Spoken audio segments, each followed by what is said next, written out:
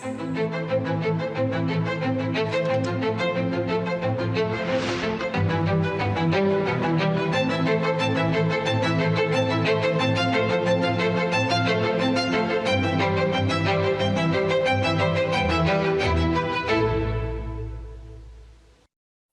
dear countrymen, Namaskar.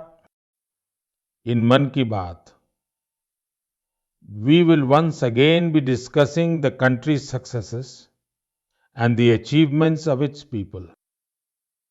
Over the past few weeks, whether it has been sports, science, or culture, so much has happened that every Indian feels proud of. Just recently, there was a whole lot of talk across the country about Shubhanshu Shukla's return from space. The moment Shubhanshu landed safely on Earth, people began to jubilate. A wave of happiness just swept through everyone's heart. The whole country was bursting with pride. I remember back in August 2023, when Chandrayaan 3 had its successful landing, a new wave of excitement swept across the country. When it comes to science, when it comes to space, kids also developed a new kind of curiosity. Now little kids are saying, we will also go to space. We are going to land on the moon. We will become space scientists. Friends, you might have heard of the Inspire Manak campaign. It is an initiative to promote kids' innovation. In this, 5 kids are chosen from every school. Every kid comes up with a new idea. Millions of kids have joined this so far. And after Chandrayaan 3, their number has doubled. Space startups are also growing rapidly in the country. 5 years ago, there were less than 50 startups. Today, there are more than 200 just in the space sector. Friends, next month on 23rd August, it's National Space Day. How will you celebrate it? Any new ideas? Do send me a message on the Namo app. Friends, today in 21st century India, science is moving forward with new energy. A few days ago, our students won medals in the International Chemistry Olympiad. Devesh Pankaj, Sandeep Kuchi, Devdutt Priyadarshi, Ujjwal Kesari, these 4 have made India proud. India has really made its mark even stronger in the world of math too. At the International Mathematical Olympiad held in Australia, our students bagged 3 gold, 2 silver, and 1 bronze medal. Friends, next month, Mumbai is going to host the Astronomy and Astrophysics Olympiad. Students from over 60 countries will be there. Scientists too. It is going to be the biggest Olympiad ever. So if you look at it, India is really moving ahead for both the Olympics and Olympiads. My dear countrymen, we have got another piece of news that will make us all very proud, and it's from UNESCO. UNESCO has recognized 12 Maratha forts as World Heritage Sites. 11 forts are in Maharashtra and 1 is in Tamil Nadu. Every single fort has a page of history tied to it. Every stone has a witness to a historical event. Salher Fort, where the Mughals were defeated. Shivneri, where Chhatrapati Shivaji Maharaj was born.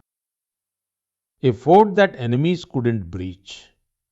Khanderi Fort, an amazing fort built in the middle of the sea. Enemies wanted to stop him, but Shivaji Maharaj showed them how to make the impossible possible. Pratapgarh Fort, where Afzal Khan was defeated, the echo of that saga still resonates within the fort's walls today. Vijayadurg, which had secret tunnels, this fort is proof of Chhatrapati Shivaji Maharaj's foresight. I visited Raigad a few years ago. I paid my respects in front of Chhatrapati Shivaji Maharaj's statue. This experience will stay with me for life.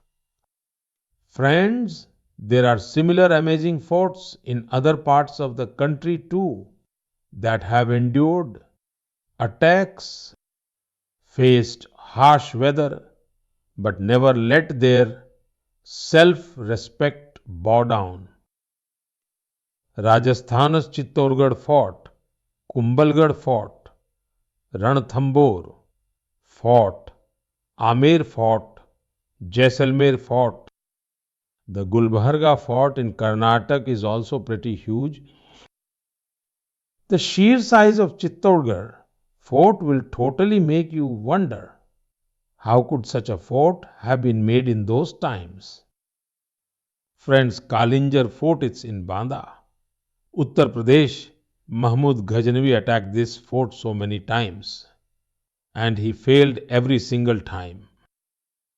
There are so many forts like these in Bundelkhand, Gwalior, Jhansi, Datia, Ajaygarh, Garthakundar, Chanderi. These forts aren't just bricks and stones, you know. They're symbols of our culture. Values and self respect still peek out from the majestic walls of these forts. I urge all my fellow citizens to go visit these forts, get to know your history, and feel proud. My dear countrymen, just imagine this. It is very early in the morning. Muzaffarpur city in Bihar. The date is 11th August 1908. Every street, every square, every bit of activity, every movement felt as if frozen in time. People had tears in their eyes, but a fire burned in their hearts. People had surrounded the jail, where an 18-year-old was paying the price for showing his patriotism against the British. Inside the jail, British officers were getting ready to hang a young man. That young man's face showed no fear, but was filled with pride. That pride, the kind felt by those willing to lay down their lives for the nation. That brave, extremely valiant young man was Khudiram Bose. At just 18 years, he showed the kind of courage that shook the entire country. Even back then, newspapers wrote, when Khudiram Bose walked towards the gallows, he had a smile on his face. It was after countless sacrifices like these, after centuries of struggle, that we got our independence. Our country's patriots had nurtured the freedom movement with their blood. Friends, that is why August is the month of revolution. On 1st August, it is Lokmanya Bal Gangadhar Tilak's death anniversary. In this very month, on 8 August, the Quit India movement had started under Gandhiji's leadership. Then comes 15th August, our Independence Day. We remember our freedom fighters, draw inspiration from them. But friends, the sting of the country's partition is also linked with our independence. That's why we observe 14th August as Partition Horrors Remembrance Day. My dear fellow citizens, on 7th August 1905, another revolution had begun. The Swadeshi movement had given a new energy to local products and especially handloom. In its memory, the country celebrates National Handloom Day.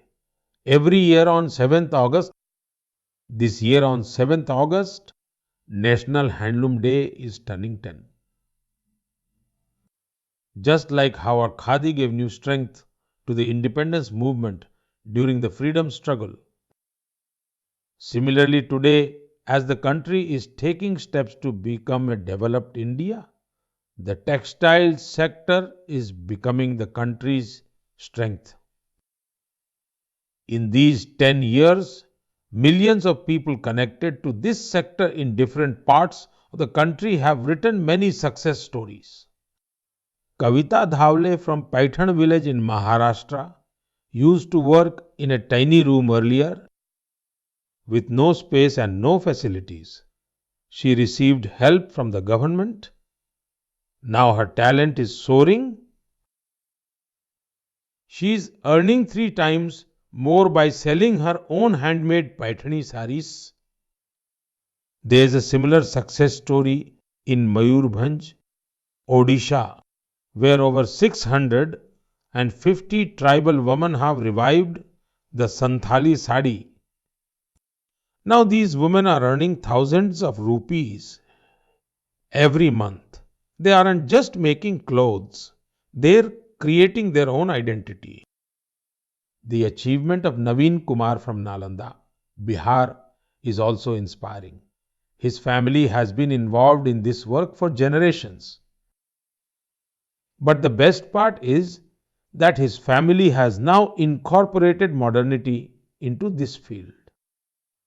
Now his children are studying handloom technology and working for big brands.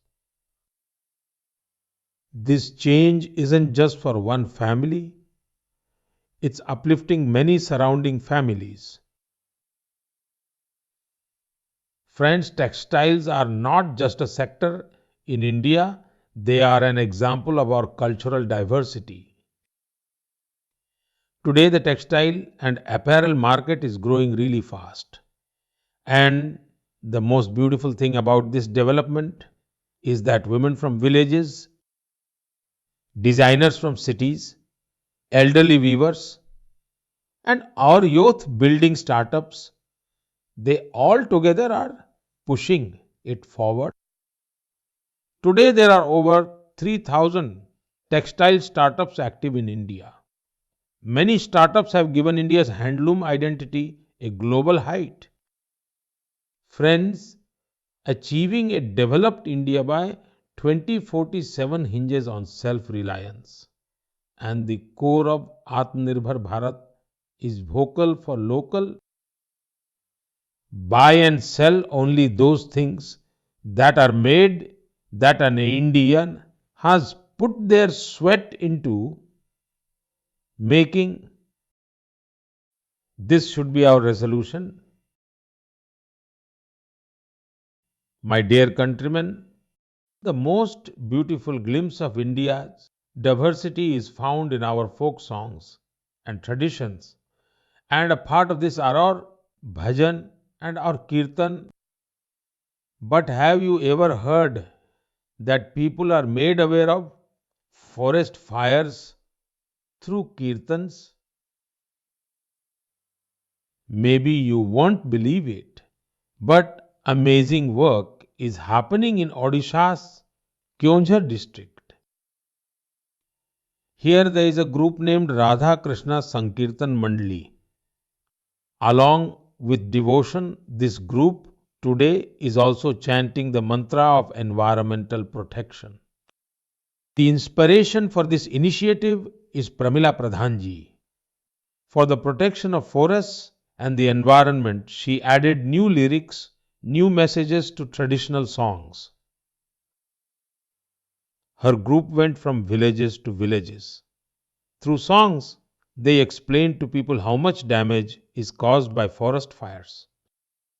This example reminds us that our folk traditions are not something from a bygone era.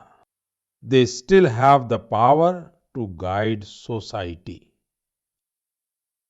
My dear countrymen, a huge foundation of India's culture is our festivals and traditions, but there is another aspect to our culture's vibrancy.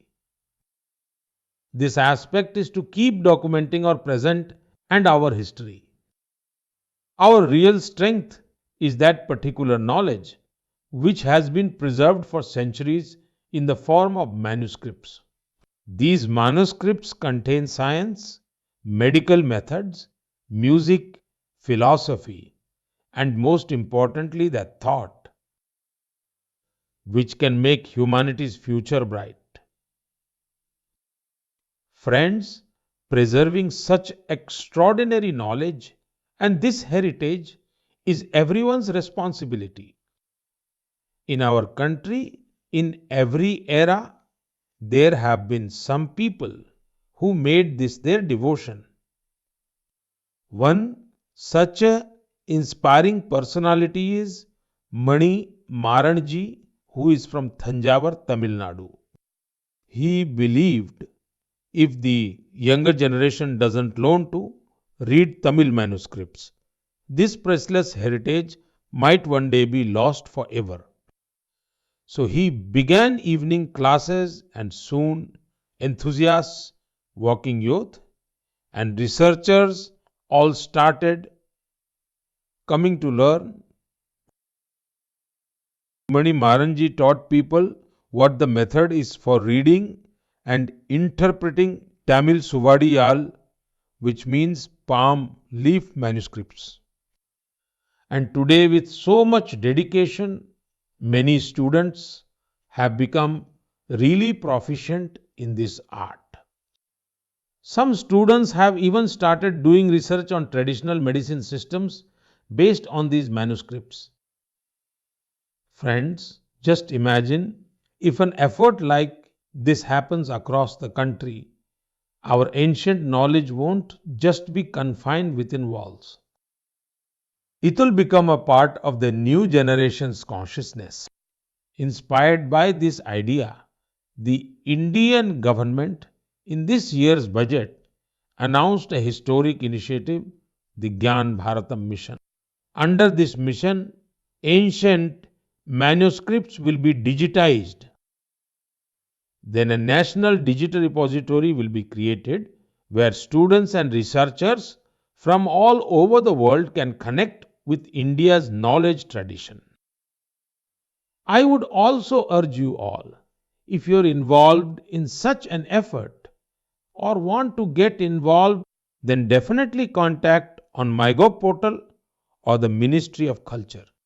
Because these aren't just manuscripts, these are chapters of India's soul, which we need to teach to the coming generations. My dear countrymen, if you're asked how many types of birds are around you, or sparrows, what would you say? You might say there were about 5 or 6 birds, usually sparrows, each day. Some are familiar and some are unknown. But it is really interesting to know which bird species truly live around us. Recently, a similar wonderful effort took place. The place is Kaziranga National Park in Assam. While the area is famous for its rhinos, but this time the topic of discussion has become the grasslands here and the birds living in them. You'll be pleased to hear that a grassland bird census was carried out here for the first time. Because of this survey, over 40 species of birds have been identified. Many rare birds are among them. You might be wondering how so many birds were identified. Technology worked wonders here. The team working on the survey installed devices that record sound. Then they analyzed those sounds using computers, used AI. Birds were identified just from their sounds. that too without disturbing them. Just imagine when technology and sensibility come together, understanding nature becomes so easy and profound. We should promote such efforts so that we can identify our biodiversity and connect the next generation to it too. My dear countrymen, as we know, sometimes the greatest light emerges from where the darkness has settled the most. One such example is Gumla district of Jharkhand. There was a time when this area was known for Maoist violence. Villages in Basia block were getting deserted. People lived under the shadow of fear. There was no possibility of employment. Lands were lying empty, and young people were migrating. But then a change began with great calmness and patience. A young man named Prakash Sahu left the path of violence. He started fish farming. Then he also inspired many friends like himself for this. His effort had an impact too. Those who were holding guns earlier are now holding fishing nets. Friends, Om Prakash Sahu's beginning wasn't easy. There was opposition. He received threats, but his spirit didn't break. When the Pradhan Mantri Matsya Sampada Yojana came, he got a new strength. He got training from the government. He got help in building ponds. And in no time, began the fish revolution in Gumla. Today, over 150 families from Basia block have gotten into fish farming. Many people were such who were once a part of Naxalite organizations. Now they are living a dignified life, straight in village, and they're even giving employment to others. This journey from Gumla teaches us something. If the path's right and you have faith, then even in the toughest situations, the lamp of development can be lit. My dear fellow citizens, do you know what the biggest sporting event is after the Olympics? The answer is the World Police and Fire Games. It's a sports tournament that happens among police officers, firefighters, and security personnel from all over the world. This time, this tournament happened in America, and India made history in it. India won around 600 medals. We made it to the top three among 71 countries. The hard work of those in uniform who stand for the country day and night really paid off. These friends of ours are now raising the flag even on the sports field. I want to congratulate all the players and the coaching team. By the way, you will also find it fascinating to know that these games will be hosted by India in 2029. Players from all over the world will come to our country. We will show them India's hospitality and introduce them to our sports culture. Friends, in recent days, I have received messages from many young athletes and their parents. The Khelo Bharat Policy 2025 has been greatly appreciated in these messages. The goal of this policy is clear: to make India a sporting superpower. Villages, the poor, and daughters are the priority of the policy. Schools and colleges will now make sports a part of daily life. Startups linked to sports, whether they are into sports management or manufacturing, they will get every help. Just imagine when the youth of our country play with rackets they have made themselves. What a boost will that give to the mission of self reliance? Friends, sports build team spirit. They are the way to fitness, self confidence, and building a strong India. So play a lot and thrive a lot. My dear citizens, sometimes some folks feel like a task is just impossible. They wonder, will this even be possible? But when the whole country gets on board with one idea, even the impossible becomes possible. The Swachh Bharat mission is the biggest example of this. Soon this mission will complete 11 years. But its strength and its need are still just as much today. In these 11 years, the Swachh Bharat mission has become a people's movement. People see it as their duty, and that is what real public participation is all about. Friends, the annual Swachh Sarvekshan has further boosted this feeling.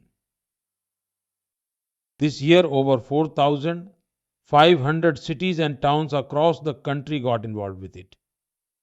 More than 15 crore people participated in it. This is no ordinary number. Friends, this is the voice of Swachh Bharat. And our cities and towns are working in different ways regarding cleanliness according to their needs and environment. And their impact is not just on these cities. The whole country is adopting these methods. People from Kirtinagar in Uttarakhand are setting a new example for waste management in the mountains. Similarly, in Mangaluru, organic waste management is being done with technology. There's a small town called Roing in Arunachal. There was a time when waste management was a huge challenge with respect to people's health here.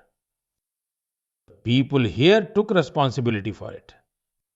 The Green Rowing initiative began, and then they made a whole park out of recycled waste. Same way in Karad, in Vijayawada, there are many new examples of water management that have come up. The cleanliness at the river front in Ahmedabad has also grabbed everyone's attention. Friends, there's a team in Bhopal called Sakaratmak Soch. It consists of 200 women. They don't just clean, they change mindsets too. Cleaning 17 parks in the city together, distributing cloth bags. Every step they take is a message. Because of efforts like these, Bhopal has also come far ahead in the Swachh Sarvekshan now. Lucknow's Gomti River team also needs a mention. For 10 years every Sunday, without getting tired, without stopping, this team's people have been busy with cleanliness work. The example of Bilha in Chhattisgarh is also wonderful. Here, women were given training in waste management, and together they changed the city's look completely. Panaji city in Goa is also quite inspiring example. There the waste is divided into 16 categories, and women are also leading this. Panaji even received the President's Award. Cleanliness is not just a one-time, one-day job. Only when we prioritize cleanliness every day, every moment of the year, will the country be able to stay clean. Friends, during the Sawan showers, the country will once again be adorned with the festive spirit. Today is Haryali Teej, then Nag Panchami and Raksha Bandhan, and then Janmashtami, the celebration of our mischievous Kanha's birth. All these festivals here are linked to our emotions. They also give us a message of connection and balance with nature. Lots of best wishes to all of you for these sacred festivals.